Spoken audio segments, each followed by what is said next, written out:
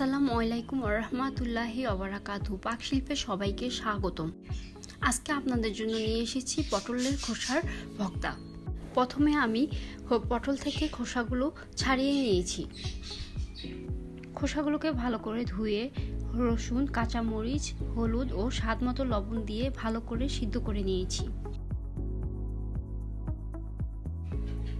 সিদ্ধ করে আমি মাছ ভালোভাবে ভেজে নিয়েছি এবং পরে সিদ্ধ করা খোসাগুলোকে আবার গরম তেলে ভেজে নিয়েছি। নতুন নতুন রান্না পেতে আমাদের পাকশিল্পকে সাবস্ক্রাইব করে লাইক কমেন্ট করে আমাদের সাথে থাকুন।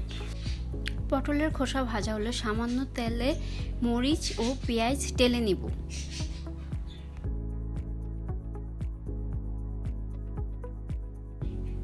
টালা শেষে সব উপকরণ এক করে শিলপাটায় বেটে নিব।